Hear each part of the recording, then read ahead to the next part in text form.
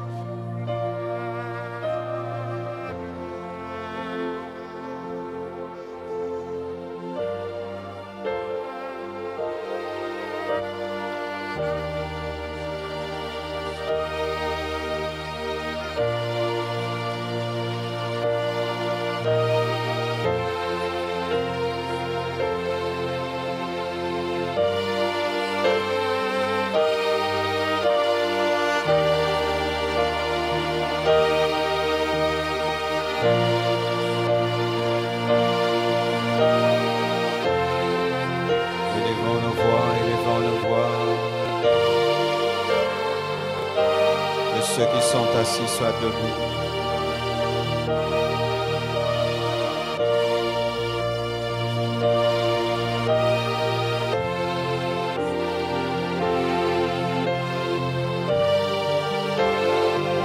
Le roi est là. Le Seigneur est ici.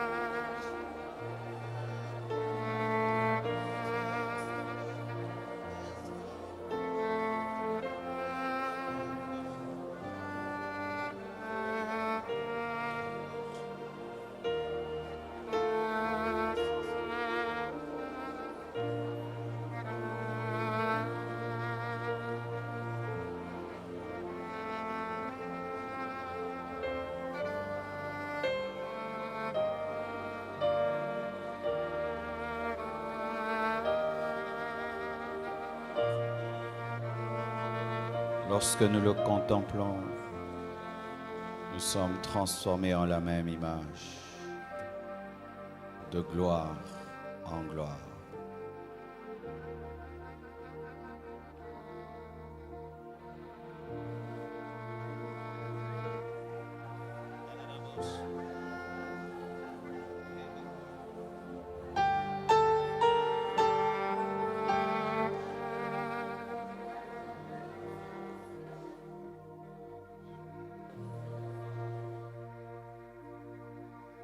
Moïse la contemplait sur le sommet du Sinaï et son visage a rayonné.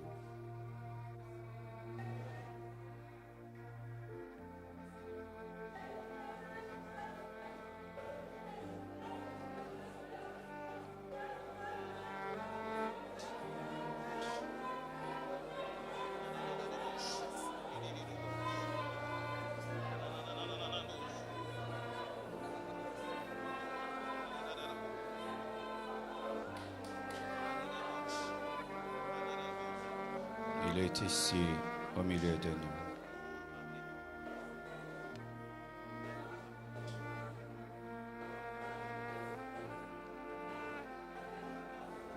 Celui qui contemple le soleil est ébloui. Et si dur, il bronze. Et celui qui contemple la sainteté de Dieu reçoit cette sainteté. Celui qui contemple la puissance de Dieu reçoit cette puissance. Celui qui contemple l'amour de Dieu reçoit cet amour. Celui qui contemple la fidélité de Dieu reçoit cette fidélité.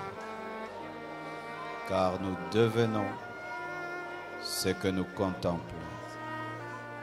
Nous devenons ce que nous contemplons. Nous devenons ce que nous contemplons. Il a contemplé la gloire et sa vie a été affectée par la gloire.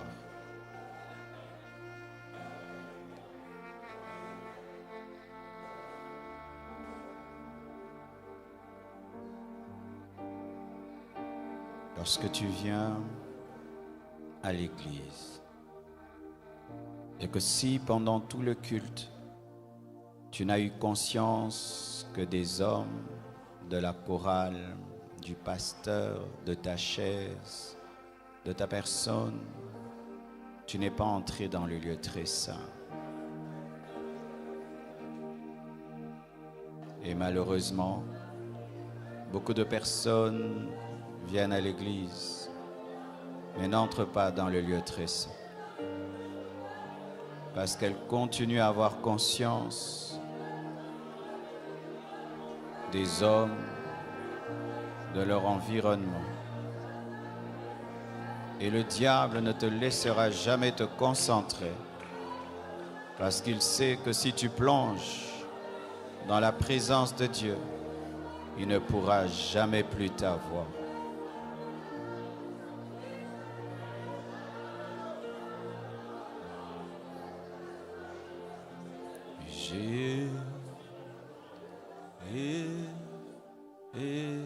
Jésus, seulement avec l'Église. Jésus,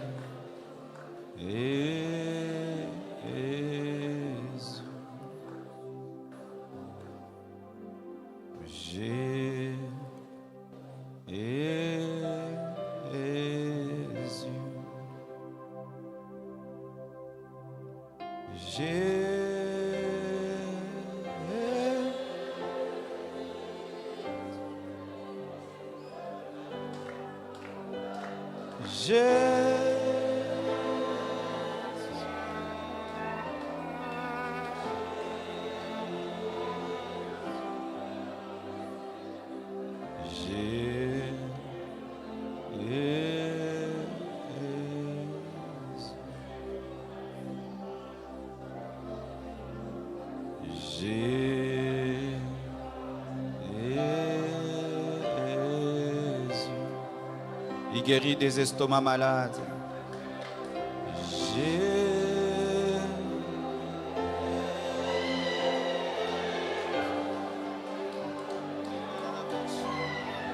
Il guérit des estomacs malades.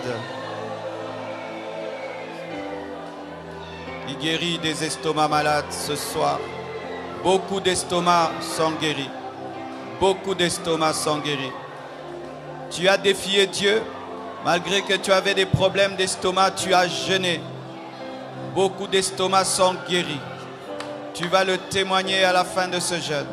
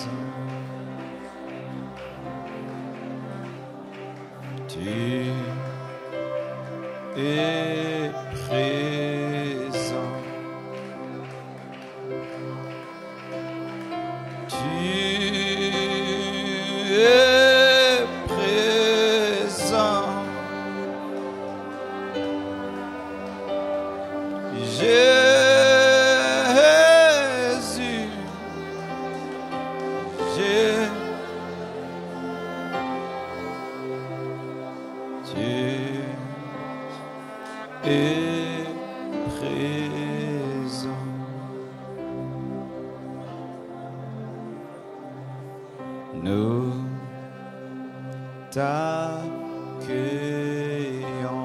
Jésus, nous t'accueillons. Nous t'accueillons au milieu de nous. Jésus,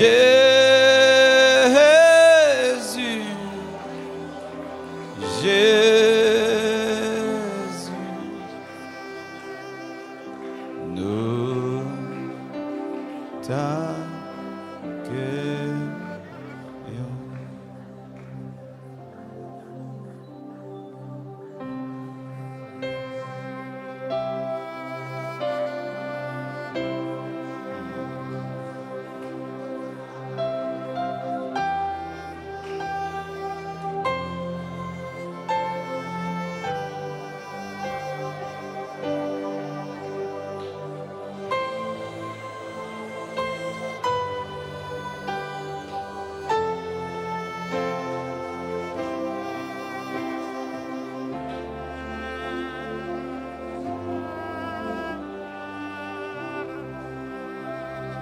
Seigneur, je te remercie pour ta présence au milieu de nous. Je te remercie pour les estomacs que tu as guéris.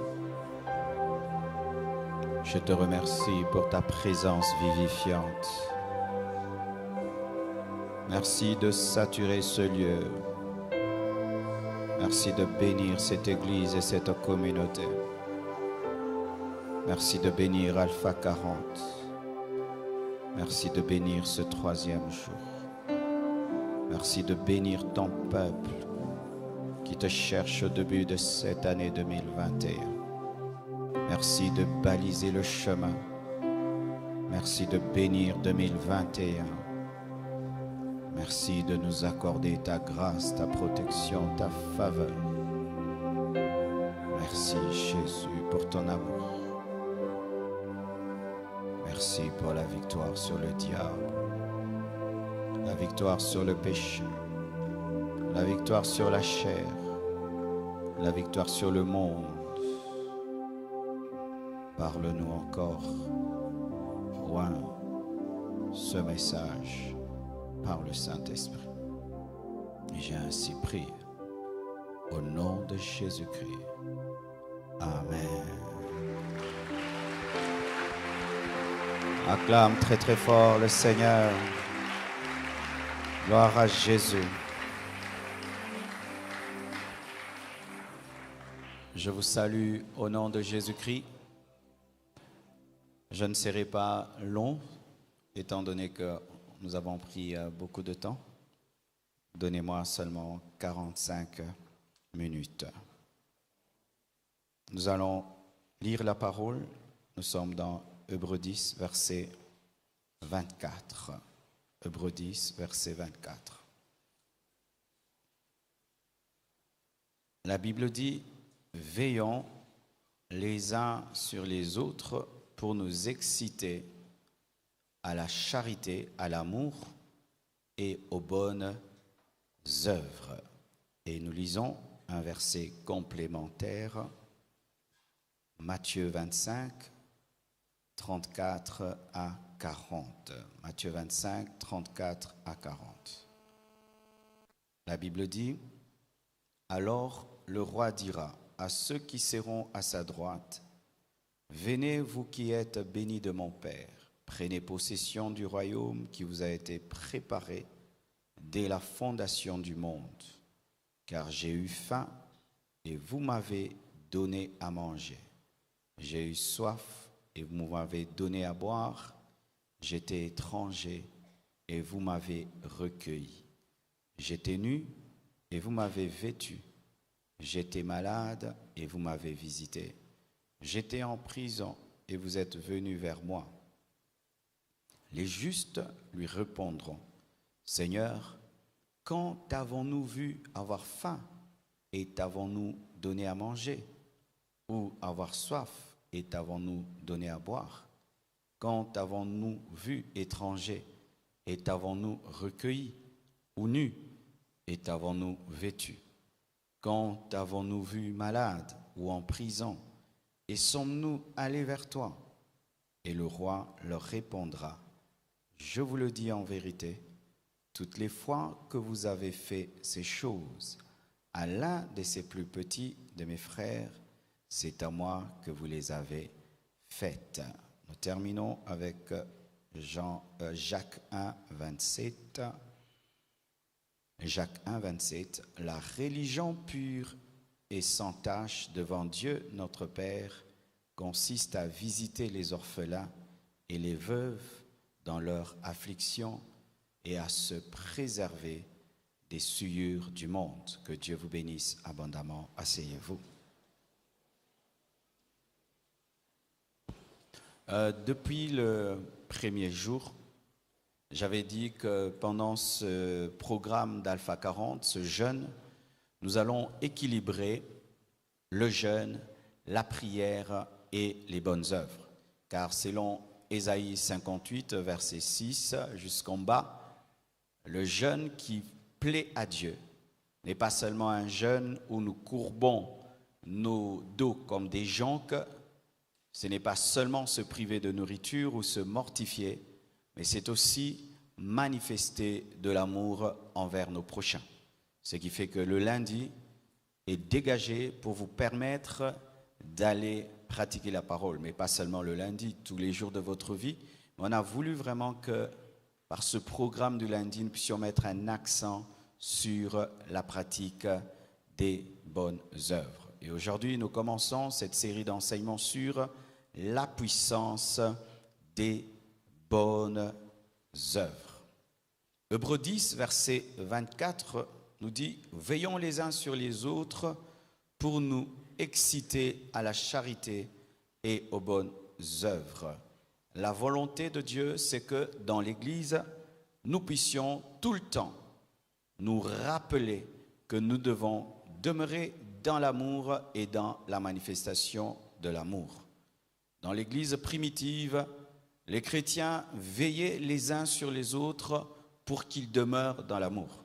Et quelque chose m'a étonné lorsque Paul a été envoyé. Vous savez, lorsque Paul a été envoyé, la chose qu'on a souligné lors de son envoi, c'était « N'oublie pas les pauvres ». Vous imaginez un aussi grand apôtre, il est envoyé et on lui dit « N'oublie pas les pauvres ». De plus en plus, la spiritualité actuelle est faite de paroles et de bonnes intentions. Et lorsqu'il s'agit de pratiquer les œuvres, les gens disent « Nous ne sommes pas sauvés par les œuvres, nous sommes sauvés par la foi ». Oui, nous ne sommes pas sauvés par les œuvres, nous sommes sauvés par la foi, mais la véritable foi se démontre par les œuvres. La Bible nous dit que la foi sans les œuvres est une foi morte. De la même manière qu'un corps sans âme est mort, de la même manière une foi sans œuvre est morte. Ta foi sans les œuvres est morte. Tu peux déclarer des choses, désirer des choses, mais si sur le plan concret, il n'y a pas des actions d'amour, ta foi est vaine, ta foi est inutile, elle est digne d'être jetée à la poubelle. Frères et sœurs, qu'est-ce qu'une bonne œuvre? C'est quoi une bonne œuvre? Voici la simple définition d'une bonne œuvre. C'est une action faite conformément à la volonté de Dieu. C'est tout. C'est une action faite selon la volonté parfaite de Dieu. Si tu fais quelque chose dans la volonté de Dieu, c'est une bonne œuvre qui est le contraire des œuvres mortes. Les œuvres mortes, ce sont les produits de la chair et du diable. Lorsque tu fais les choses selon le diable et selon la chair, ce sont des œuvres mortes, des œuvres qui te tuent et qui tuent les autres et qui détruisent la société, qui détruisent l'Église, qui détruisent l'humanité. Mais lorsque tu pratiques une chose, tu fais quelque chose dans la volonté parfaite de Dieu, c'est une bonne œuvre parce que jamais Dieu ne peut nous pousser à la méchanceté, Dieu peut nous pousser à détruire les autres, Dieu peut nous pousser à faire le mal. Donc chaque fois que tu fais quelque chose, petit ou grande, sache que tu fais une bonne œuvre. Alléluia. Chaque fois que tu fais une chose dirigée par la volonté du Saint-Esprit, tu es dans une bonne œuvre, que cette chose soit petite ou grande, quoi que ce soit. Si tu fais quelque chose selon la volonté de Dieu, tu fais une bonne œuvre. Même ouvrir la porte à quelqu'un, c'est une bonne œuvre. Sourire à quelqu'un, c'est une bonne œuvre. Te lever lorsqu'il y a un vieillard et lui céder ta place dans un bus, c'est une bonne œuvre. Ramasser quelque chose pour quelqu'un et lui donner, c'est une bonne œuvre. Diriger quelqu'un qui se perd, c'est une bonne œuvre. Pousser même la voiture de quelqu'un, c'est une bonne œuvre. Changer le pneu de quelqu'un qui a crevé son pneu à côté de chez toi, c'est une bonne œuvre. Aider ta mère à faire les courses, c'est une bonne œuvre. Donc, il y a plusieurs bonnes œuvres. Tout ce que tu fais, conduit par la volonté de Dieu, est une bonne œuvre. Encore une autre définition d'une bonne œuvre, c'est une action charitable faite envers le prochain, pas faite envers toi. Tout ce que tu fais pour toi, ce n'est pas une bonne œuvre. C'est lorsque tu fais pour quelqu'un d'autre. Lorsque tu fais quelque chose pour quelqu'un d'autre, mais dirigé par l'amour, pas par la stratégie. Parce que maintenant, il y a des gens qui pratiquent des bonnes œuvres par stratégie. Je l'aide pour qu'il m'aide demain. Je l'aide pour la visibilité. Je fais ça pour avoir la crédibilité. Je fais ça pour avoir des likes, des abonnés, des vues. Je fais ça pour avoir des soutiens du gouvernement. Je fais ça pour qu'on puisse soutenir mon ONG et comme ça, je vais m'enrichir. Ça, ce ne sont pas des bonnes œuvres. Une bonne œuvre est une bonne œuvre lorsque tu le fais par amour, c'est dire de manière désintéressée. Tu ne t'attends à rien du tout. Chaque fois que tu t'attends à quelque chose, ce n'est pas une bonne œuvre. Une bonne œuvre est une bonne œuvre lorsqu'il y a l'amour, une motivation d'amour. C'est que les parents font pour leurs enfants. Lorsque je nourris mon enfant, je ne m'attends à rien du tout. Je ne m'attends même pas à ce qu'ils me disent merci, ni qu'ils m'aident un jour dans la vie. Je n'attends rien du tout. C'est ça une bonne œuvre. Lorsque tu aides un aveugle sur la route, il n'y a pas de caméra, il n'y a pas de micro, il n'y a pas de photo. Tu lui donnes et tu t'en vas et lui aussi s'en va. Et des fois même il oublie de te dire merci. Ça c'est une bonne œuvre. Mais lorsqu'il y a de la stratégie derrière, lorsqu'il y a une visée derrière, lorsqu'il y a un but égoïste derrière, ce n'est pas une bonne œuvre. Lorsque je lisais auparavant la définition de l'amour et que la Bible disait que même si je donnais ma nourriture, même si je me donnais pour être brûlé, si je n'ai pas l'amour, je suis un airain. J'ai dit, comment quelqu'un peut se sacrifier, peut donner tout ce qu'il a, peut même donner toute sa vie sans amour? Oui, on peut faire cela par orgueil. On peut faire cela par vantardise, on peut faire cela même par compétition. Nous voyons même aujourd'hui dans les fêtes, il y a des choses qui se passent maintenant dans les fêtes. Moi, il y a très longtemps que je suis allé dans les fêtes, mais dans les quelques fêtes où je suis parti, je me rends compte vraiment que les bonnes œuvres commencent à disparaître. Il y a même la compétition des cadeaux. C'est le tour de la famille de l'homme, c'est le tour de la famille de la femme. Et je me pose la question, ces cadeaux qui sont donnés par amour ou sont donnés par rivalité, par compétition? Lorsque vous achetez des grands cadeaux, parce que c'est la fête, parce que c'est le mariage et c'est le tour de tel. Maintenant, c'est pourquoi même dans cette église, on a arrêté cela. Au début, mes frères, mais c'était terrible. C'était terrible. On sentait que les gens devaient donner pour démontrer que leur département a soutenu, que leur département a donné. Maintenant, on donne une Bible et on te donne un certificat. Et s'il y a des cadeaux, on les donne à la fête, mais pas à l'église, parce qu'il est possible que derrière le donner, la chair puisse venir s'y mixer. Et cela fait que tu puisses faire tellement de choses sur la terre, mais au dernier jour, tu ne reçois rien parce que tu n'as pas bâti sur le fondement de l'amour, le fondement de Jésus-Christ. Et c'est ton œuvre que tu penses être une œuvre en or se retrouve étant une œuvre en paille. Lorsque tu fais le bien, rassure-toi que tu le fais dans l'amour. Mais si tu fais pour qu'on t'aide un jour, pour qu'on te soutienne un jour, c'est ce que les gens disent, quand les autres malades, moi je vais toujours là-bas les visiter, et moi je suis tombé malade, personne n'est venu. Ah là, donc tu n'allais pas dans l'amour. J'allais toujours dans les deuils des autres. Maintenant que j'ai un deuil, personne ne vient. Tu n'allais pas dans l'amour. Quelqu'un qui l'a fait dans l'amour ne parle pas, ne réchigne pas et ne rappelle pas. J'ai toujours aidé mes sœurs quand c'est leur mariage, et quand c'est mon mariage, personne n'est venu. Tu ne l'avais pas fait dans l'amour, tu étais en train d'investir. Et je pourrais même te choquer, même par rapport à Dieu. Ne pratiquez pas les bonnes œuvres pour que Dieu vous récompense, même si vous savez que Dieu va vous récompenser.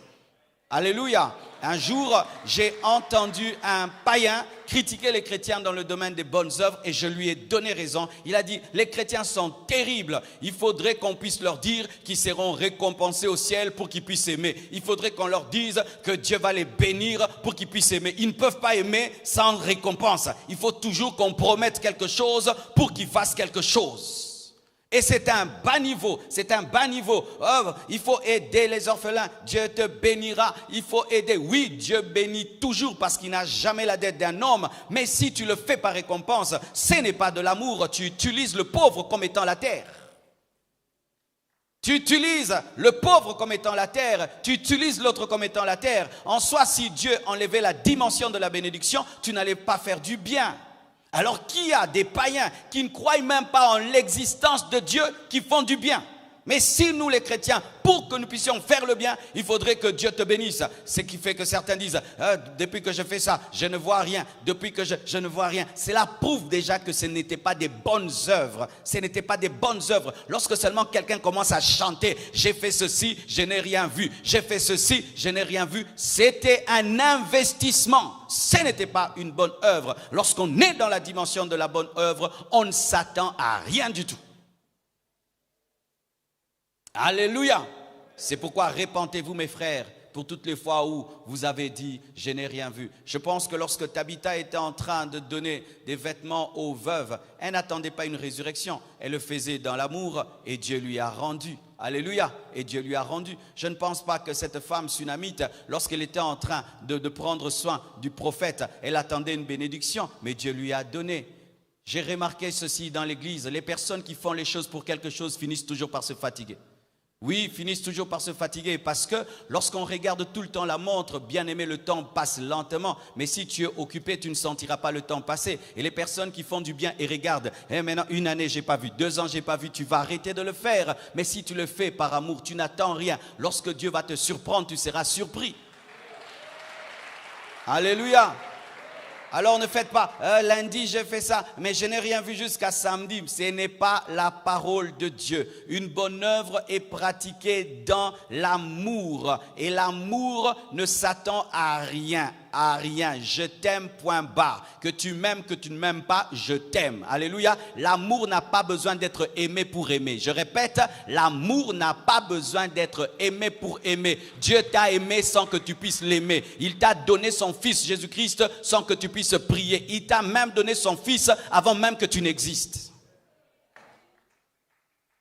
C'est ça les Écritures, mes frères et sœurs. Sinon, vous serez déçus dans cette vie chrétienne et vous aurez un problème avec le plan de Dieu. Une bonne action se pratique dans l'amour, pas dans un esprit stratégique, un esprit d'investissement. Sinon, tu seras touché, blessé par l'ingratitude, parce que tu le veuilles ou pas, mon frère, l'ingratitude est une nature humaine qui viendra toujours déstabiliser tes bonnes œuvres, mais si tu l'as fait dans l'amour, tu continueras et tu continueras encore. Alléluia, alléluia. C'est une action conforme à la volonté de Dieu, c'est une action charitable faite envers le prochain. Et quand on parle du prochain, qui est ton prochain, ce n'est pas d'abord ton ami, ton prochain, c'est ton ennemi. Souvent, nous pratiquons les bonnes œuvres envers des personnes que nous aimons, envers des amis. On aide facilement un ami, on aide facilement son père, on aide facilement sa mère, on aide facilement son frère, sa sœur, on aide facilement un ami qui nous a aidés, on aide facilement un proche. Mais dans la pensée de Dieu du prochain, le prochain, c'est tout être humain. Ton prochain, c'est tout homme créé à l'image de Dieu et à sa ressemblance. C'est celui-là ton prochain. Regarde ton voisin, c'est lui ton prochain. Même si tu ne connais pas son nom ni son adresse, c'est lui ton prochain. Regardez, la parole de Dieu nous parle de cet homme qui a été tabassé et qui a été laissé au bord du chemin. Des hommes spirituels sont passés par là, le lévite est passé par là, le sacrificateur aussi est passé par là. Je suis sûr qu'il disait, j'ai tellement de choses à faire, je dois aller prêcher, je dois offrir une offrande. Alors qu'il y avait un homme qui était à terre, qui était mourant, ils sautent ce problème et ils vont s'occuper des choses spirituelles alors que leur prochain était là à terre et avait besoin d'aide. Et qui est venu l'aider? C'était un homme sans spiritualité, entre guillemets, un homme prétendu charnel avec une religion bizarre, un samaritain. Les samaritains étaient rejetés par les juifs. C'était des hommes qui avaient une religion hybride, qui était un mélange du paganisme et du judaïsme. Des hommes méprisés, mais c'est cet homme qui a manifesté l'amour. C'est lui qui avait la vraie religion. Alléluia. Mes frères et sœurs, ton prochain, c'est ton ennemi. La Bible dit, lorsque ton ennemi a soif, donne-lui à boire. Lorsqu'il a faim, donne-lui à manger. Pendant ce jeûne, donnez la nourriture à vos ennemis. Alléluia, faites du bien à vos ennemis. Donnez à ceux qui ne vous donnent jamais. Alléluia, donne à ton frère qui ne te donne jamais, à ta soeur qui ne te donne jamais. Un jour, tu as eu un grand problème, jamais il a refusé de t'aider. Va faire du bien à cette personne et tu démontres que tu es fils de Dieu parce que Dieu répand sa pluie sur les bons et sur les méchants. Lorsqu'il pleut, la pluie tombe même en URSS. Alléluia. Même là où on dit que Dieu n'existe pas, la pluie tombe chez les bouddhistes. Sois comme Dieu. Soyez parfait comme votre Père Céleste est parfait. Ton prochain, ton prochain. Ton prochain, ce n'est pas seulement ton ami. Ton prochain, c'est aussi ton ennemi. Ton prochain, ce n'est pas seulement celui que tu connais, c'est celui aussi qui est lointain, même un étranger. Je remarque souvent que nous faisons du bien à des personnes que nous connaissons, mais rarement à des étrangers. Alors que les personnes qui ont pris soin des étrangers ont reçu des anges sans le savoir. Mes frères et sœurs, j'ai connu des temps très très difficiles dans ma vie et je vous assure, ce sont des personnes qui ont appliqué cette parole, qui ont été pour moi vraiment des sources de consolation et de paix. Dans ma vie, je manquais où habiter. Un jour, mes frères et sœurs, j'ai manqué où habiter. Quelqu'un est venu m'a dit, viens, je te donne un garage. Ce n'était pas mon frère, il n'était pas de ma famille, il ne priait même pas à la compassion et on disait même que c'était un païen. Et il m'a reçu chez lui. Après, j'ai dû quitter là-bas. Et encore, une maman m'a dit, pasteur, viens habiter chez moi. Je n'étais pas de sa famille, je n'étais pas son frère, je n'étais pas de sa famille. Et à peine, elle m'avait connu, mais elle était convaincue de m'héberger. Elle a pris soin de l'homme de Dieu qui est devant toi. elle a été pour moi la manne dans le désert. Alléluia. En attendant que le miel ne puisse venir. Frères, sœurs, si vous n'aidez que les personnes que vous connaissez, vous allez tuer des pasteurs Marcel. Si toi, pour aider quelqu'un, tu dois le connaître, et avec tous ces enseignements qu'on nous donne, état d'âme, le temps que tu connaisses mon état d'âme, je suis en train de mourir. Quelqu'un mourra à l'hôpital, état d'âme. Mais tu vois qu'il veut mourir. Dieu te dit de payer seulement pour qu'on puisse le soigner. Je suis en train de voir s'il n'est pas sorcier. C'est ce qui fait que nous sommes en train de passer à côté du plan de Dieu. Car même Jésus-Christ est mort pour les sorciers. Même si quelqu'un était un sorcier, nourris-le. Tu as nourri une créature de Dieu. Parce que Satan n'a créé aucun homme. Je répète, Satan n'a créé aucun homme. Satan n'a créé aucun homme. Oh non, ce mendiant, peut-être qu'il est sorcier, peut-être c'est aveugle, c'est un sorcier. Même quand je nourris un sorcier, c'est une créature de Dieu. Et je permets à ce sorcier d'être vivant le temps qu'il entende la parole et se convertisse. Alléluia. Alléluia. Si Dieu répand sa pluie, même sur le champ du sorcier, envoie son soleil pour sécher l'habit du sorcier, comment peux-tu être plus saint que Dieu, plus juste que Dieu? C'est une action conforme à la volonté de Dieu. C'est une action charitable faite envers le prochain. Et le prochain, c'est tout homme, ami et ennemi. Et sans rien attendre en retour. C'est pourquoi la Bible dit que lorsque tu fais une fête, fais quoi? Appelle les estropiés, appelle les aveugles et les boiteux pour qu'ils ne te disent pas merci. Chaque fois qu'on te dit merci, on te fait rater la moitié de ta bénédiction. Et surtout quand on te rend ce que tu as donné, c'est pire, tu as tout perdu. Ah oui, quand quelqu'un te dit merci, déjà tu as la moitié de ta récompense sur la terre. Parce que quand on te dit merci, ça fait la joie. Et pire encore, si tu lui donnes 10 000, il te rend 10 000, tu as tout perdu, tu n'as rien eu. Mais souvent, qu'est-ce que nous faisons? Nous allons toujours auprès de ceux qui vont nous rendre, auprès de ceux qui disent merci. Allez chercher les ingrats et les inconnus et faites du bien. Tu vas dans un orphelinat, tu ne connais aucun enfant, tu donnes la nourriture. Tu vas dans un hôpital, tu poses la question, combien de personnes sont là, ça fait 1 mois, tu payes. Tu n'as même pas besoin d'être connu, on leur dit seulement, quelqu'un a payé. Alléluia, quelqu'un a payé, quelqu'un a payé, quelqu'un a payé. Recevez la bénédiction de quelqu'un. Et que cette personne bénisse cet inconnu que tu seras. Il y a quelqu'un qui est passé, et c'était toi, et Dieu te bénira. Homme mystère, Dieu te bénira. Devenez des hommes mystères dans la vie de certaines personnes. Ne cherchez pas toujours à revenir à cet endroit-là. C'était moi. Non, sois des fois un homme mystère dans la vie d'un homme, et Dieu te récompensera. C'est vrai, c'est difficile de rester dans l'anonymat lorsqu'on a fait du bien. C'est difficile de demeurer dans l'anonymat quand on a aidé quelqu'un. C'est difficile. Mais voyez, Dieu, il est dans l'invisible. Il a créé les cieux et la terre et puis il s'est caché. Alléluia. Il s'est caché. Il s'est caché. Nous l'adorons, il s'est caché. C'est ça sa gloire et c'est ça sa puissance d'être caché. J'ai vu des personnes donner et dire, prends une photo, mets sur internet et dis que je t'ai donné. J'ai dit, je ne ferai pas ça. Je ne ferai pas ça. Et là, j'aimerais même dire à toutes les grandes marques, j'aimerais dire à tout, si tu donnes à la compassion, nous ne sommes pas obligés de dire que tu nous as donné. Amen. Hein? Et si toi, pour que tu nous donnes, on doit dire que tu as donné, ne donne pas. On s'entend? Ça aussi, ça va me créer encore des problèmes. Je ne sais plus ce que je vais prêcher au Congo.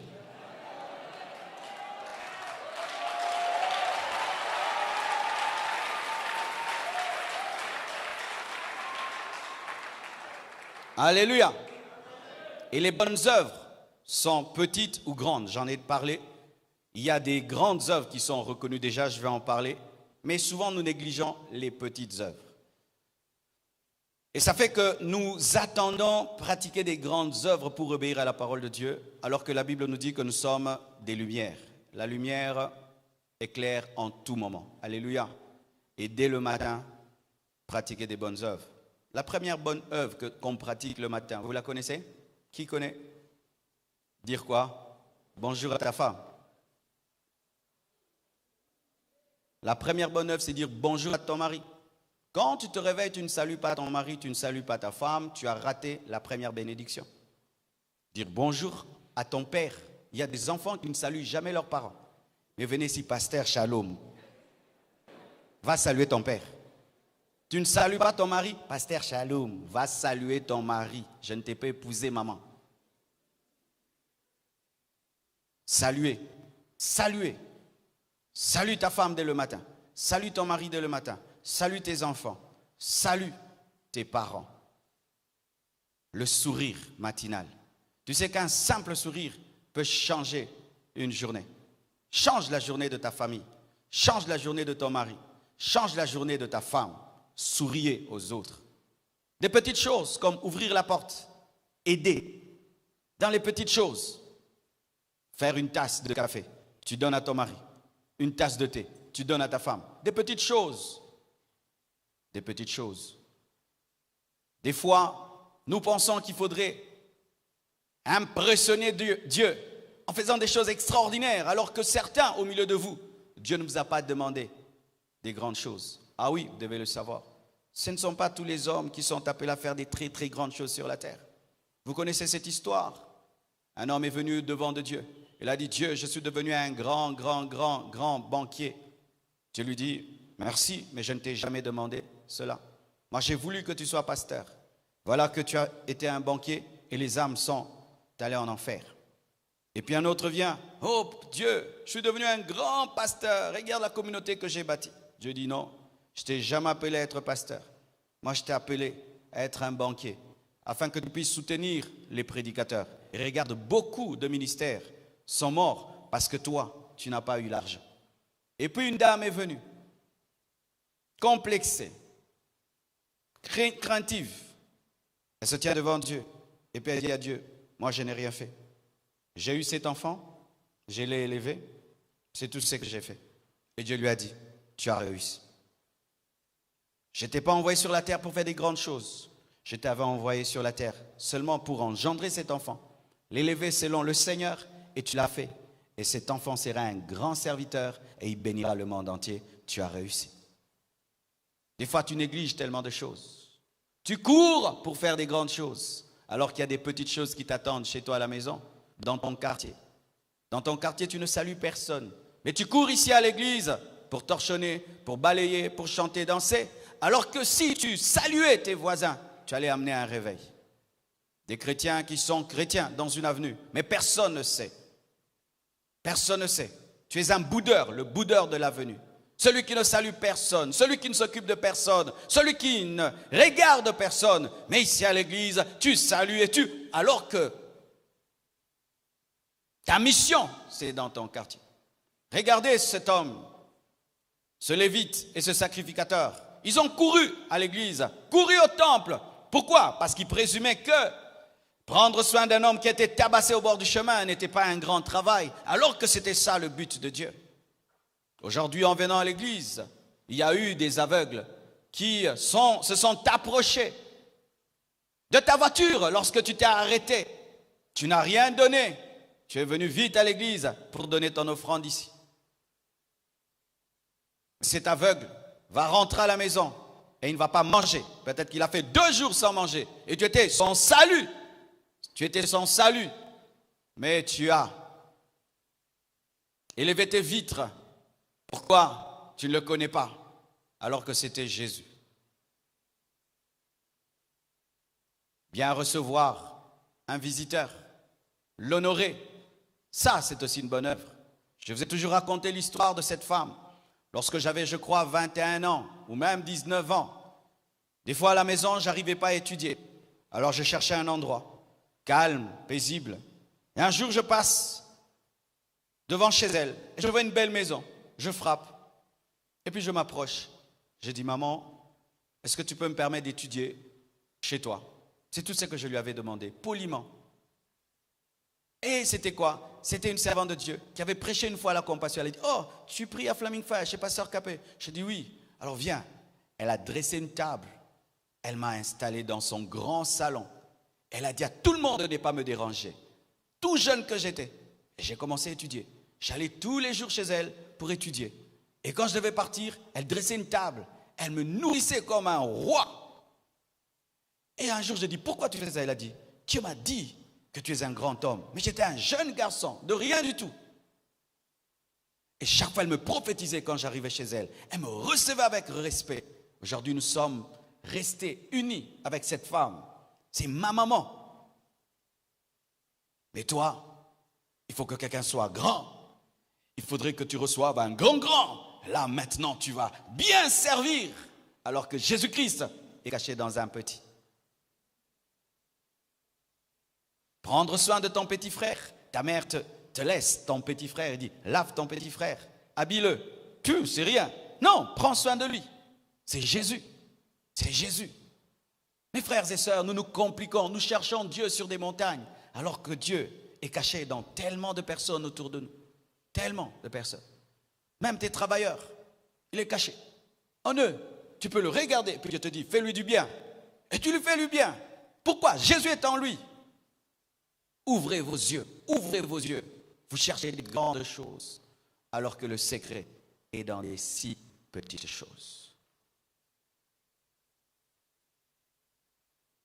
Et lorsque nous lisons Matthieu 25, versets 34 à 40, nous nous rendons compte, frères, qu'il ne faut pas avoir des bonnes œuvres en parole et en intention. Je connais des gens qui sont des grands théoriciens en matière de bonnes œuvres. Ils aiment donner des idées de bonnes œuvres. Eux-mêmes ne les pratiquent pas. Des théoriciens. Pasteur, tu sais, on peut faire. Pasteur, tu sais, on peut faire. Pasteur, tu peux te faire. Et tu te lances dedans, ils te laissent. J'ai vu une fois une maman venir à l'église. Au début de la compassion, elle me dit, pasteur, j'ai remarqué dans votre église, il n'y a pas le culte matinal. Il faut organiser le culte matinal. Ok, on a commencé le culte matinal. Cette dame n'est jamais venue au culte matinal. C'était une théoricienne. Beaucoup de gens sont comme ça. Ils ont des intentions de bonnes œuvres, des paroles de bonnes œuvres. Ils ont des idées de bonnes œuvres, des projets de bonnes œuvres que d'autres doivent accomplir. Eux, ce sont les fournisseurs des idées. Tu vois, on peut aider les gens.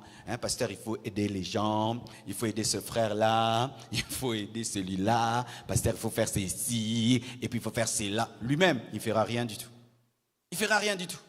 Et lui viendra seulement pour vérifier si vous avez bien fait. Ça a été mal fait. Vous avez négligé les veuves. Vous avez négligé les orphelins. Lui, il n'aide personne. Il ne fait rien du tout. Mais il est là pour corriger les bonnes œuvres.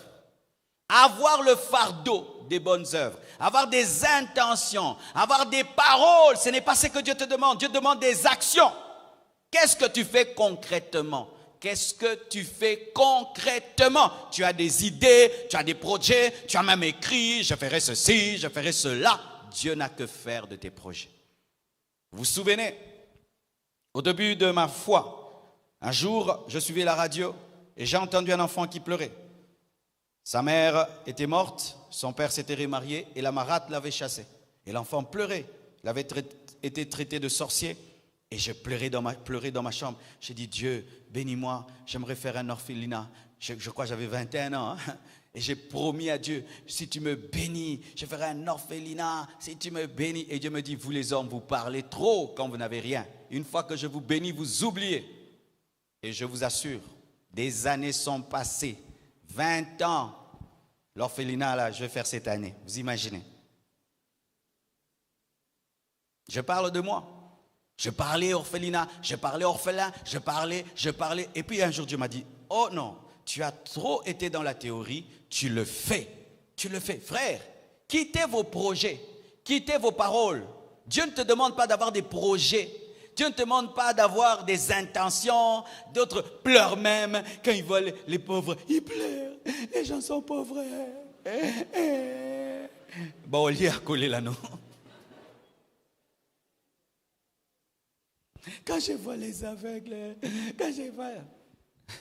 Descends, prends ta chaussure, donne, au lieu de parler. Et même des fois, vous voyez quelqu'un qui souffre, vous venez auprès de quelqu'un d'autre. Dieu me dit que tu puisses l'aider. Oh! Dieu me dit que tu puisses l'aider. Toi-même, tu ne vas pas l'aider. Pourquoi? Parce que tu dis que c'est que je n'ai rien. Vous voyez, lorsque Jésus-Christ a réuni la foule et qu'ils avaient faim, qu'est-ce que les disciples sont venus? Nous n'avons que 2 pains et 3 poissons. Ils disaient, nous n'avons que. Mais Jésus disait que c'était suffisant pour nourrir la foule. Même si tu n'as que 2 pains et tu n'as que 3 poissons, utilise cela, fais du bien. J'ai remarqué ceci, que ceux qui sont égoïstes dans peu de choses sont aussi égoïstes dans des grandes choses. Si dans le peu que tu as, tu ne partages pas, même quand tu auras des millions, tu ne partageras pas. Ne dis pas non, je ne partage pas parce que j'ai rien. Non, tu as déjà un mauvais cœur. Je connais des gens, il n'a qu'une seule banane, il va la partager. Il va partager une banane. C'est un plaisir. Mais toi, tu ne partages pas la banane. Même quand tu auras tout un régime, tu vas le bouffer. Oui, ne justifiez pas votre égoïsme derrière votre pauvreté. Je n'ai rien, je n'ai rien. Tu as quelque chose. Tu peux même partager ton repas. J'avais un ami, il n'avait pas beaucoup. Mais chez eux, en ces temps-là, ils mangeaient bien. Alors qu'est-ce qu'il faisait? À 13h, il faisait que tous les amis débarquent à la maison. Et on débarquait comme des parachutistes. Frère, on mangeait, même plus que lui. C'est comme ça que Dieu l'a béni. Il n'avait rien, mais il avait une maman qui préparait beaucoup, qui lui donnait vraiment la ration de 4 personnes. Et nous, on intervenait.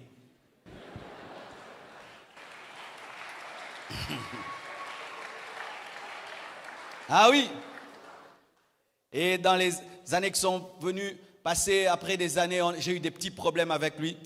Mais quand je pense seulement au riz au pundu que j'ai mangé chez eux, je laisse tomber. Il m'a marqué par le riz et le pundu. Mais j'avais aussi un autre ami. Eux, c'était vraiment rien du tout. Mais il t'a invité. Viens, on va manger. Et tu sais qu'il n'est pas rassasié. Il n'est pas rassasié.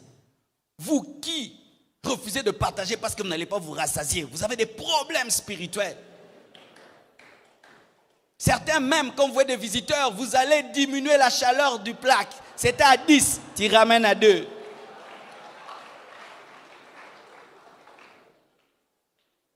C'est démoniaque. C'est satanique. Sorcellérique.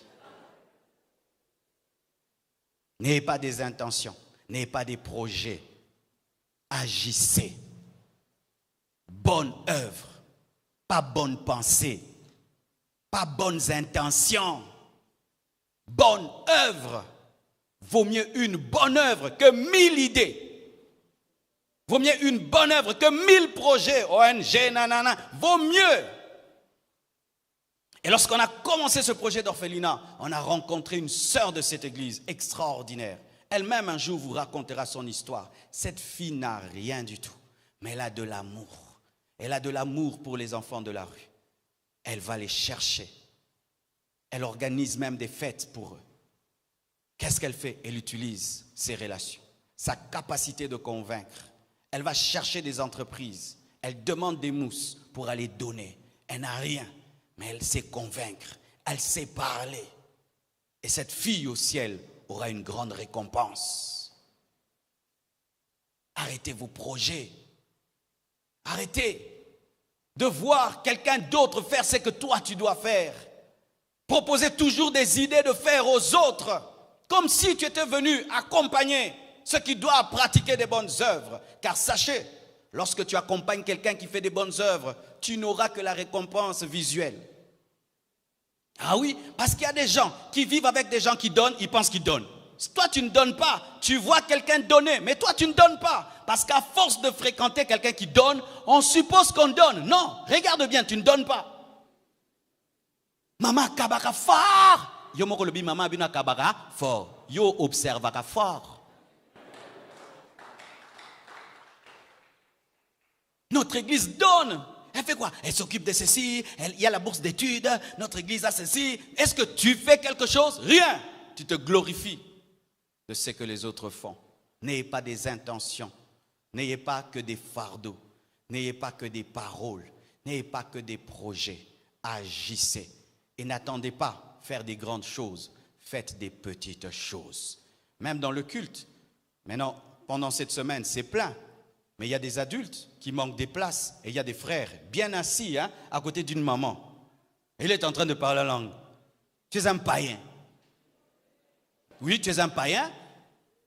Comment tu peux t'asseoir dans un culte? Il y a une maman qui est debout. Et même une femme enceinte qui est debout. Oh, elle est venue à Rita. T'as qui est Pauline église. Comment tu peux être assis, mon frère? Il y a un adulte qui est debout. Comment tu peux être assis? Il y a une femme enceinte qui est debout. On n'a même pas besoin d'être spirituel pour comprendre que ça ne se fait pas. Mais les gens, même s'ils prient, ils ont besoin qu'on les apprenne les b.a.-ba de la vie.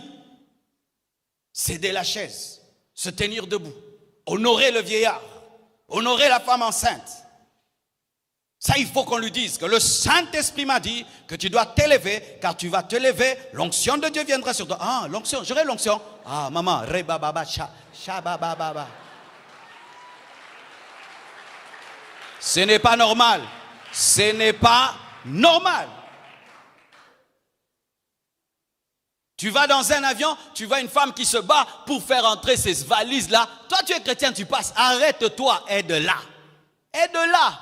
Ça te coûte quoi? Ça te coûte quoi? Même quand on conduit les voitures, de t'arrêter et de laisser quelqu'un passer.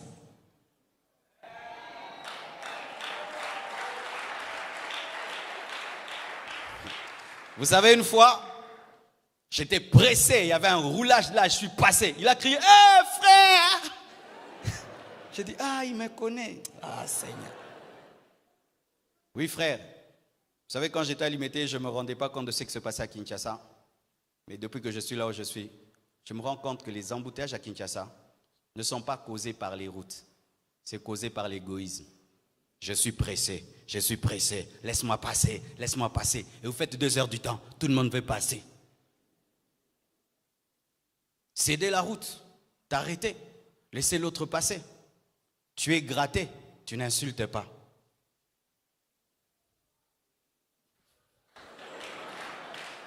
Un chrétien.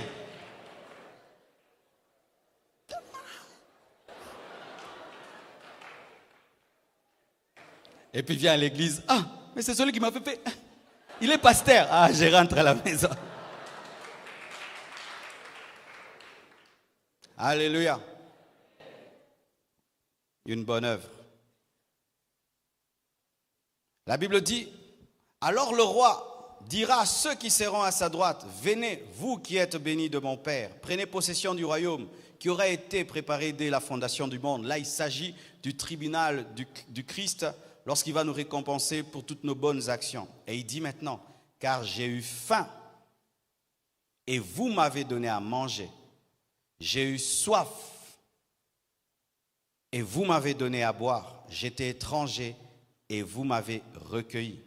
J'étais nu et vous m'avez vêtu. J'étais malade et vous m'avez visité. J'étais en prison et vous êtes venus vers moi. Jésus parle de nourrir, de désaltérer, de l'hospitalité, de l'habillement, de la visite aux malades et aux prisonniers. Ça, ce sont les bonnes œuvres basiques dans la vie chrétienne. Nourrir les autres, désaltérer les autres, exercer l'hospitalité, habiller les autres, visiter les malades et visiter les prisonniers. Faites-le pendant ces 40 jours et même après les 40 jours. Ici à la Compassion, nous avons beaucoup d'hôpitaux autour de nous. Il y a Agi, il y a. Et même vous qui n'habitez pas à Limité, il y a plein d'hôpitaux autour de nous. Allez dans les hôpitaux. Et si même tu n'as pas de l'argent, va prier pour les malades. Porte bien ton masque, respecte la distanciation et tu pries pour les malades. Et si tu as de l'argent, tu peux payer. Ou bien, tu peux apporter de la nourriture ou seulement une exhortation, une consolation. Jésus n'est jamais tombé malade. Qu'est-ce qu'il voulait dire? Qui se cache dans tout homme. Jésus se cache en tout homme. Jésus est en prison. Jésus est à l'hôpital. Jésus est nu. Jésus est étranger quelque part. Je suis sûr que si chacun de nous voyait Christ en tout homme, nous changerons tellement notre manière de nous comporter. Le problème, c'est que nous disons, c'est le frère tel, c'est tel étranger. Mais Jésus-Christ te demande de le voir dans tous ces hommes qui t'entourent. Même dans le Shege, le Kuluna qui est en prison. Il veut que tu le voies dans ce Kuluna, dans ce Shege qui est en prison. Une fois, nous sommes allés visiter un papa de l'église en prison. Et il m'a dit, pasteur, vous ne pouvez savoir combien vous m'avez fortifié. Et quelque temps après, il est sorti de prison. Aujourd'hui, c'est devenu un serviteur de Dieu. Il fallait qu'on aille le voir pour qu'il retrouve confiance en Dieu et qu'il croie que Dieu pouvait le sortir de là. Frère, depuis que tu es chrétien, es-tu déjà allé en prison? Depuis que tu es chrétien, es-tu déjà allé à l'hôpital? Pas pour tes frères ou pour tes sœurs, seulement pour visiter les malades. Depuis que tu es chrétien, es-tu déjà allé dans un orphelinat? Depuis que tu es chrétien, est-ce que tu as déjà donné ton vêtement à quelqu'un? Depuis que tu es chrétien, est-ce que tu as déjà nourri quelqu'un? Il y a des gens qui n'ont jamais nourri personne, mais on les nourrit. Ah oui, est-ce que tu as déjà nourri quelqu'un?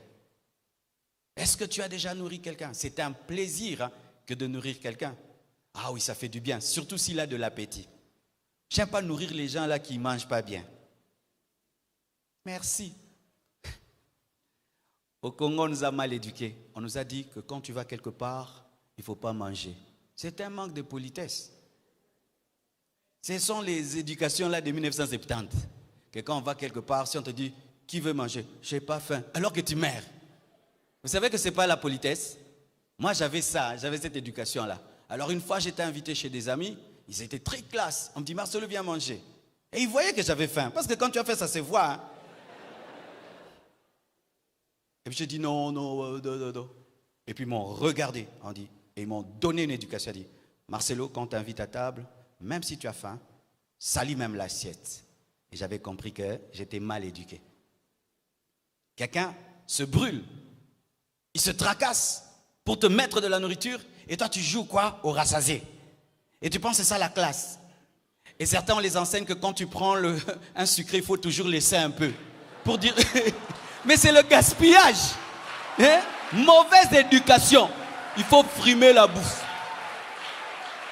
Alors que tu as faim. On sait aussi que tu as faim, que tu en as le visage.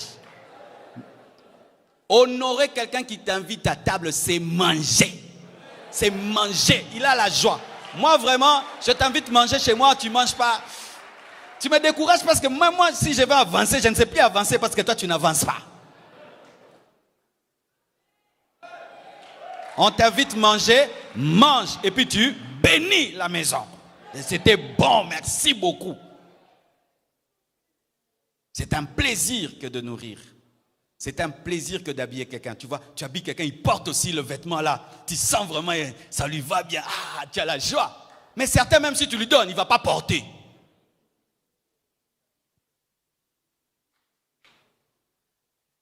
Qu'est-ce que vous avez? Tu n'avais pas, on te donne, mais tu ne vas pas porter. Tu as l'orgueil. Voilà, t'as goûté. Mais c'est quoi ça? Cette chaussure, c'est mon fils David qui me l'a acheté. J'ai porté, je lui ai dit, je vais porter ça. Pour qu'il soit heureux, qu'il m'ait habillé. Et je porte ça, et il est content, il est béni. Ça, c'est un cadeau. Cadeau. Et il est heureux. Quand il voit, ah, papa a porté ma chaussure. Et il sait que je peux porter d'autres. Mais je le fais pour lui donner la joie. La joie, ça donne la joie. Nous avons des éducations bizarres. De sorte que on peut t'offrir un cadeau, même si c'est grave. Mais lui, comme tu. Donc, danger.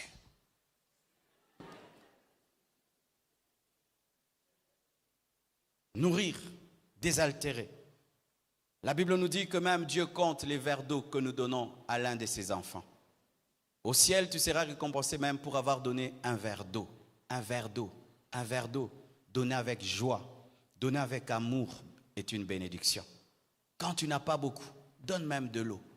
Quand on faisait les voyages missionnaires à Matadi, Boma et tout le reste, tu arrives quelque part, pasteur, de l'eau, de l'eau. Et là, il fallait vraiment te préparer à boire. Partout tu iras, tu boiras. C'est un principe.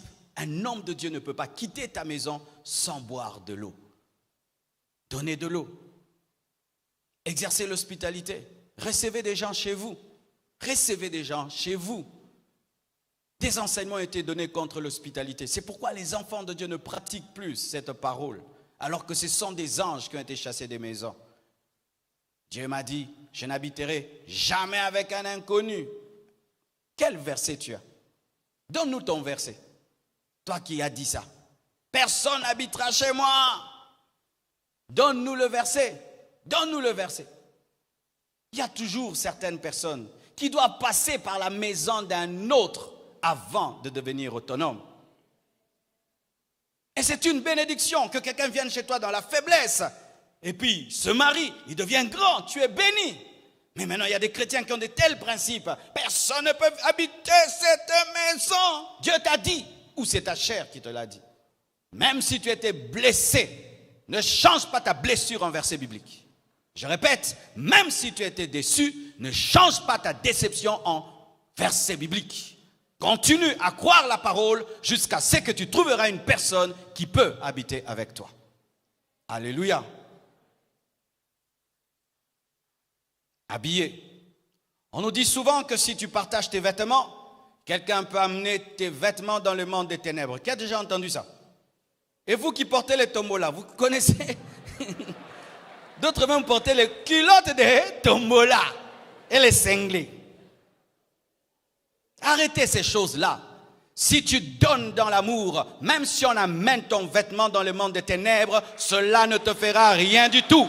Si tu amènes tes vêtements à l'église et tu dis ça, donnez aux veuves, donnez à tel enfant, même s'ils sont dans la sorcellerie, cela ne te touchera pas. Je déclare au nom de Jésus-Christ que personne ne peut m'envoûter. Personne ne peut m'envoûter au travers d'une bonne œuvre. Personne ne peut m'envoûter au travers d'une bonne œuvre. Je déclare que personne ne peut m'envoûter au travers d'une bonne œuvre.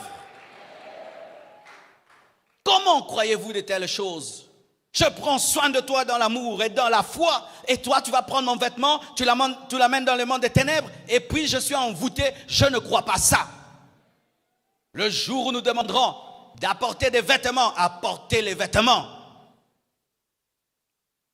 Car des fois, tu peux être dans une église qui professe une doctrine, mais tu crois autre chose.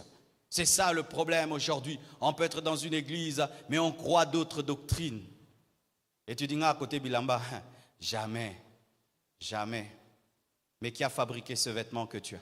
C'était un chrétien? C'est un enfant de Dieu? Et vous qui aimez porter les griffes, Gucci c'est chrétien? Versace c'est chrétien? Yves Saint Laurent c'est chrétien? Yoji Amamoto,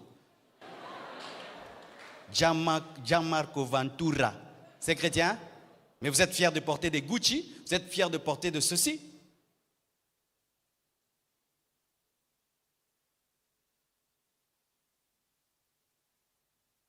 La Bible dit, la religion pure et sans tache devant Dieu notre Père consiste à visiter les orphelins et les veuves dans leur affliction et à se préserver des souillures du monde. Ce verset parle clairement du deuil. Voici une bonne œuvre encore, aller dans les deuils. Je remarque dans cette assemblée, ce sont toujours les mêmes visages que je vois dans les deuils. Les mêmes visages et les mêmes visages. Et certains, lorsqu'ils ont des deuils, ils aimeraient que toute l'église vienne. Tu te prends pour un roi. Quand tu réclames à toute l'église de venir dans ton deuil, tu dois te poser la question si toi tu as déjà été dans un seul deuil. Et certains même quittent l'église à cause de ça. J'avais un deuil, ils ne sont pas venus. Cette église aujourd'hui a 8000 membres. Et le 3/4, vous êtes des étudiants. Et maintenant, la moyenne d'âge, c'est 30 ans, 40 ans.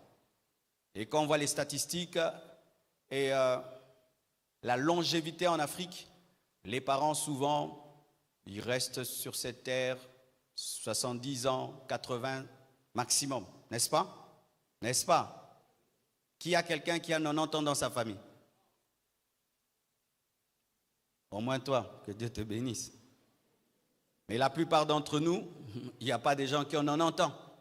Alors ça fait que plus on grandit, on se retrouve un jour orphelin. Parce que certains, ils se plaignent d'être des orphelins. Mais à un certain âge, ça ne va que de soi, hein, n'est-ce pas? Même si nous aimons nos parents. Même si Dieu leur donnait 100 ans, mais un jour ils partiront. Alors je remarque, c'est toujours les mêmes frères, les mêmes sœurs qui vont de deuil en deuil en deuil.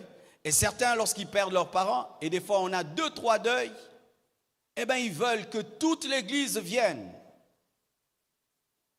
Quand tu es très exigeant, c'est déjà un signe que tu ne vis pas dans l'amour. Je vois même des gens qui sont fâchés contre moi, le pasteur n'est pas venu. Quand tu te fâches, mets-toi à ma place.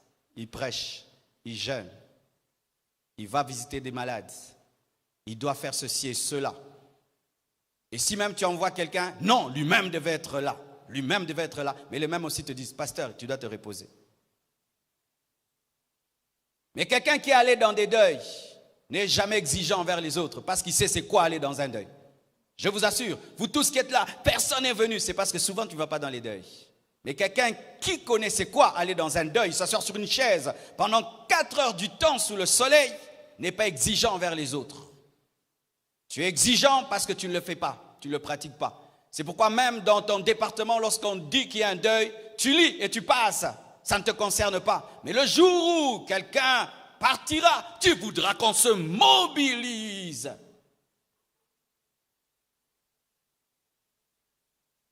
Allez dans les deuils des autres sans attendre rien en retour. N'attendez rien, n'attendez rien, n'attendez rien. Parce que souvent dans les deuils, nous avons maintenant une mémoire d'éléphant. Les gens sont là en train de regarder qui est venu et qui n'est pas venu. Ce n'est pas chrétien.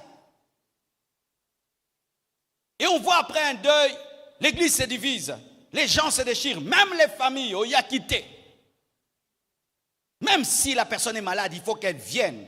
Et aujourd'hui au Congo, nous réclamons même à des personnes âgées d'aller dans des deuils alors que ces personnes sont fragiles. Ne réclamez pas aux gens, n'exigez pas ça.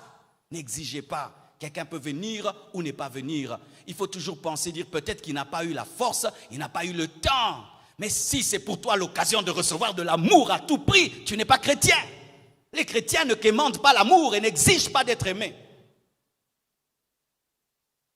Mais toi tu exiges, tu dois être aimé, tu dois être soutenu, tu dois être visité. On ne m'a pas visité. Non, tu dois visiter. Mais tu ne dois pas exiger qu'on te visite. Le chrétien est exigeant envers lui-même, pas envers les autres. Je dois visiter, mais on n'est pas obligé de me visiter. Je dois aimer, mais on n'est pas obligé de m'aimer. Si tu es dans l'option on doit m'aimer, tu seras blessé. Tu seras blessé. Parce que des fois même, on peut vouloir t'aider, mais on t'oublie. Ah oui, on peut t'oublier. C'est seulement Dieu qui n'oublie pas. Ah, donnez-moi la main, hein. Ça, c'est 40 jours pastoral. Je dois vous asseoir. Alléluia. Tu vas être blessé dans une grande église comme celle-ci. On peut t'oublier. On peut t'oublier. On peut t'oublier. On peut t'oublier. C'est pourquoi Zachée était très intelligent en mata sycomore. Parce que quand il y a la foule, il faut vraiment faire quelque chose. Et tu vas être blessé. Et tu reviens là. Pourquoi tu ne chantes plus?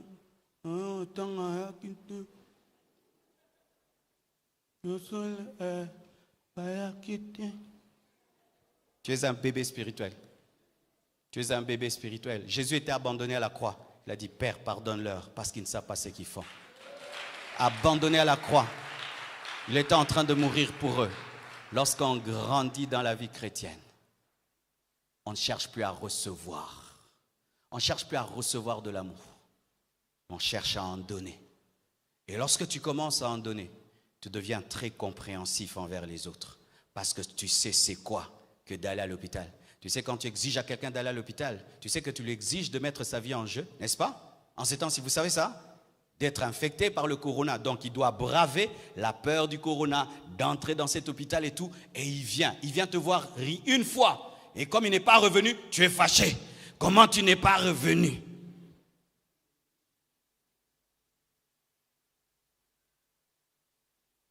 Les hommes qui vivent dans l'amour respectent l'amour. Mais ceux qui ne vivent pas dans l'amour ne respectent pas l'amour. Et les personnes qui ne respectent pas l'amour exigent trop des autres. Trop des autres. Mais celui qui sait c'est quoi aimer, même un petit acte d'amour, même un SMS, que Dieu te fortifie. Merci, il a pensé à moi. Alléluia. Alléluia. Prenez soin des veuves, prenez soin des orphelins. La Bible dit, la religion pure et sans tache devant Dieu notre Père consiste à visiter les orphelins, les veuves dans leur affliction et à se préserver des souillures du monde. Que Dieu vous bénisse abondamment. Nous allons nous tenir debout.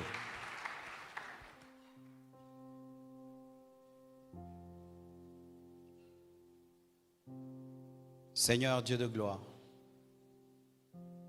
je te remercie pour ta parole ce soir. Et je demande, Père éternel, que cette parole prenne effet dans les cœurs et dans les vies. Et que tu révèles à chacun de nous ce que tu attends de lui. Dis avec moi, Seigneur Jésus, révèle-moi les bonnes œuvres que tu as préparées pour moi. Ouvre mes yeux afin que je voie ton image dans tout homme autour de moi. Apprends-moi à faire du bien à mes amis et à mes ennemis. Donne-moi d'être fidèle dans les petites et dans les grandes choses. Désormais, je serai riche en bonnes œuvres. Au nom de Jésus, j'ai ainsi prié. Amen. Merci beaucoup.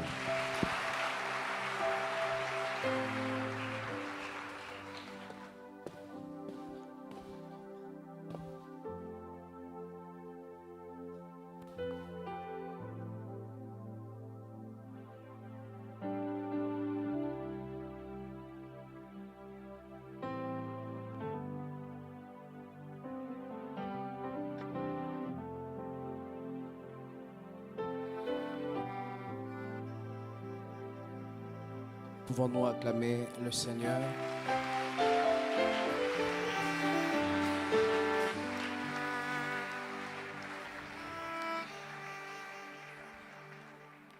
Gloire à Dieu pour ce message.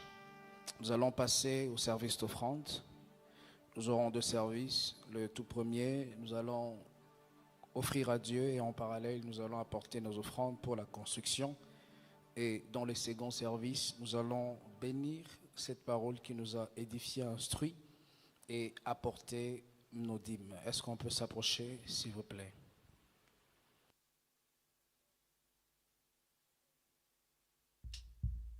À nos bien-aimés qui nous suivent sur Internet, vous allez voir le panneau qui s'affiche sur vos écrans et vous pouvez suivre les instructions avec tous les éléments présentés afin de participer également financièrement par vos dîmes et vos offrandes.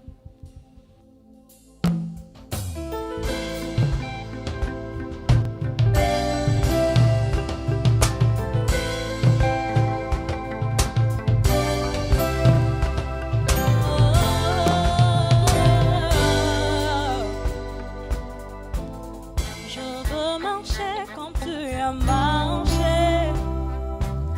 Je veux aimer comme tu as aimé. Sur la route malgré les coups, tu n'as pas répondu aux anges alors qu'on crachait sur ta figure. Tu as même brisé les coups quand tu m'as aimé plus que tout. Walking love, marche dans l'amour.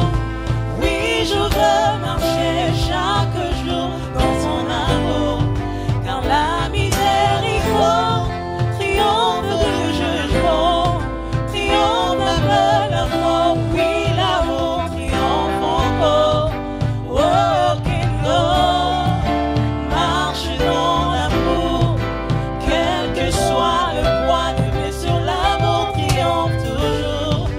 Walking love, je marche dans son amour. Je fais le vœu de ne plus juger. Je fais le choix de tout pardonner.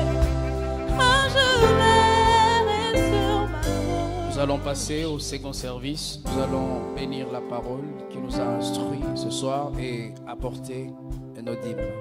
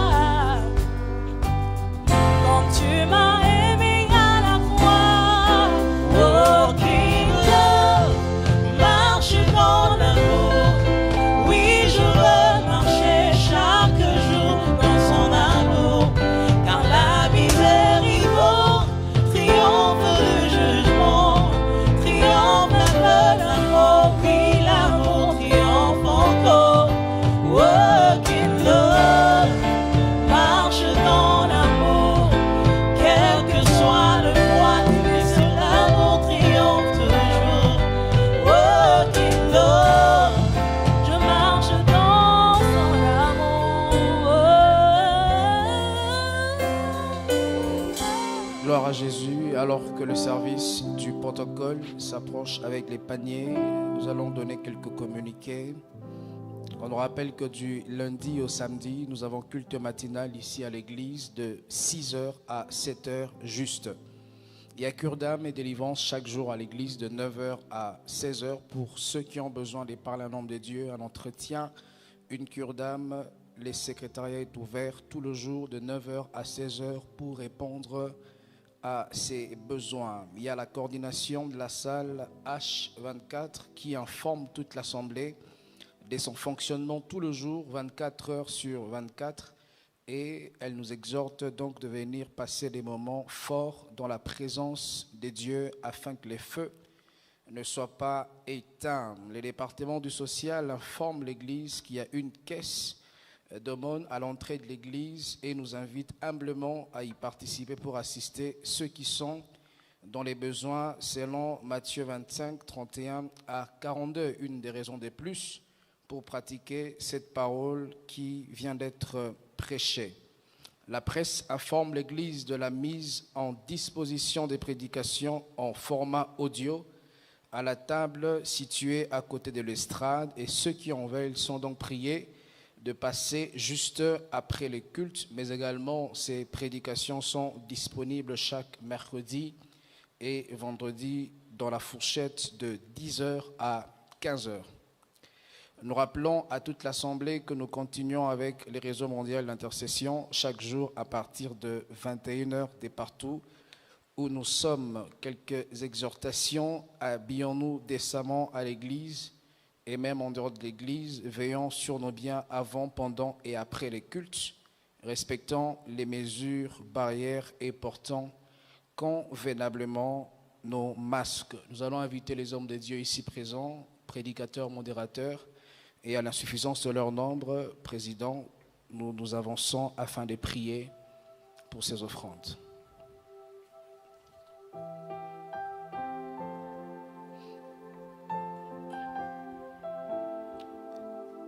Église, pouvons-nous nous joindre à cette prière afin que nous puissions bénir ces offrandes. Prions le Seigneur au nom de Jésus.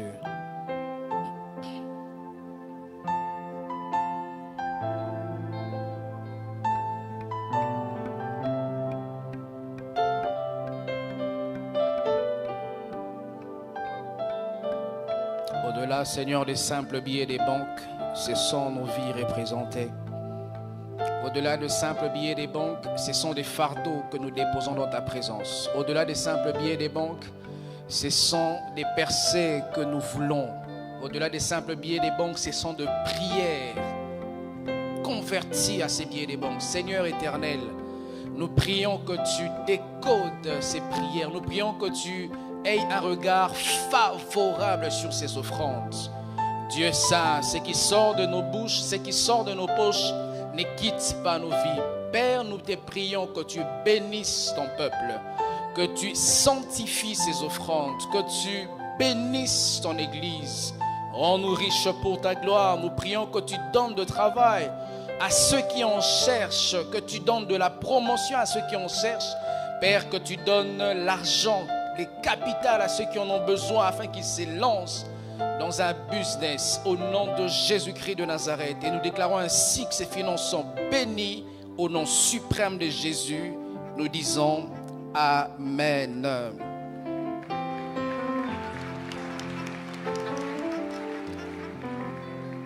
Action de grâce. Les couples Patricia et Arsène Tendai rendent grâce à Dieu pour la venue au monde de leur fille. Les bébés et la maman se portent très bien. Nous acclamons le Seigneur. Et nous voulons, pour ce 3e jour des Alpha 40, recevoir en ces cultes les bien-aimés frères et sœurs qui prient avec nous à l'église de la Compassion pour la première fois. Vous avez été invités soit par une affiche à la télévision, par un proche, par un parent ou à la télévision. Et le Seigneur vous a convaincu de répondre à cette invitation. Et partout où vous êtes, nous voulons vous recevoir. Si vous pouvez juste vous manifester, les nouveaux venus de ce soir. Il y a une sœur, il y a un autre frère. Levez-vous s'il vous plaît, afin que nous puissions mieux vous voir. Tenez-vous debout s'il vous plaît. Alors nous allons vous demander, s'il vous plaît, de ne pas répondre vos places. Il y a des places ici réservées pour vous. Alors qu'ils s'approchent, est-ce que nous pouvons les encourager en acclamant le Seigneur?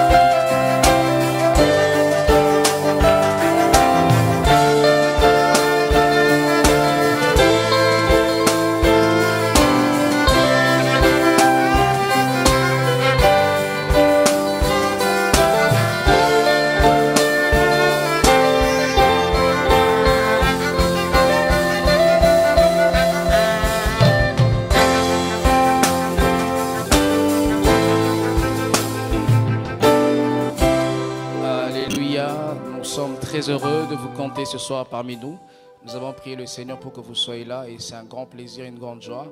Alors nous allons vous demander de patienter après ce culte pour 5 petites minutes. Il y aura une équipe qui viendra auprès de vous pour répondre éventuellement à vos questions et présenter l'église de manière brève. Est-ce qu'il y a des gens qui ont reconnu leur invité parmi ces personnes qui se sont approchées? Manifestez-vous.